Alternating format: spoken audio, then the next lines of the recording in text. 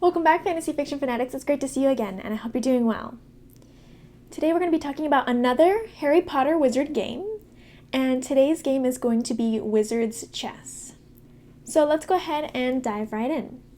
The first thing to look at is what kind of game is this? And we talked about before the Harry Potter game of Quidditch, which was a sports game, and this game is a strategy board game, just like our regular chess is in our own world.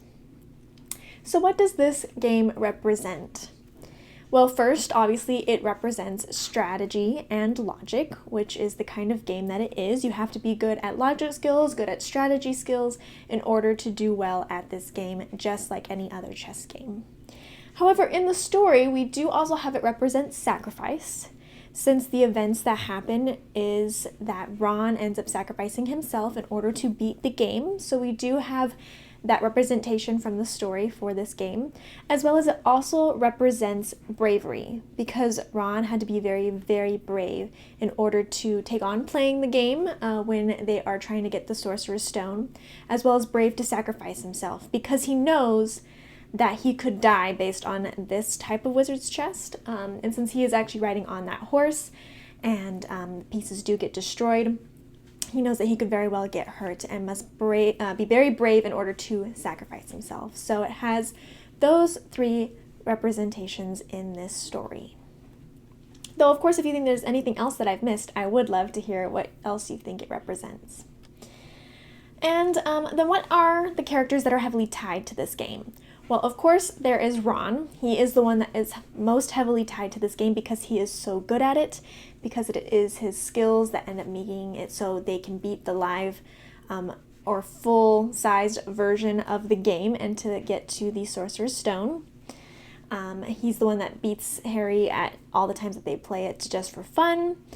As well as then we do have a slight tie to McGonagall, because McGonagall is actually the one who transfigures the set to be the big version that it is. So both of them are tied, but Ron is mostly the character, the main character that is tied to this particular game throughout the series. And last but not least, but what makes this game unique? Especially since it is based off of a game that we have in our own world right now. Instead of it being a completely new game like Quidditch is, chess actually comes from a real world. And it just has become a wizardized for this particular story. So what makes it unique is that the whole board and the whole sense of the game is then gone through with magic. Like they're actually magically made pieces, and they can move on their own, and they react to whatever the player says. So they must state where they want each piece to be moved to. So they'll say, this piece move here, instead of moving it with their hands, and the pieces will then move on their own.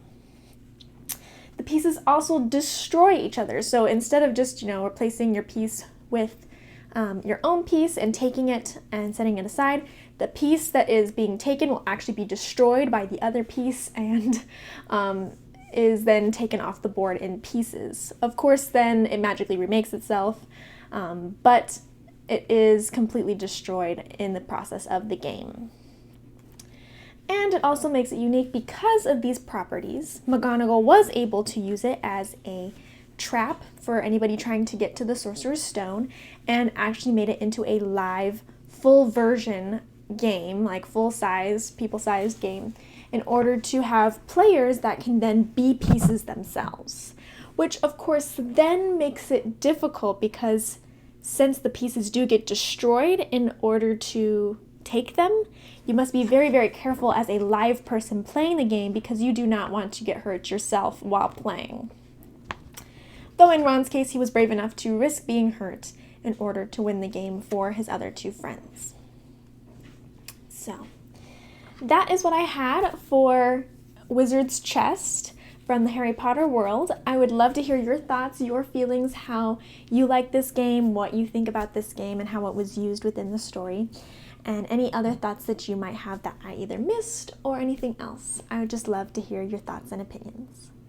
And I will see you guys in the next one. Bye.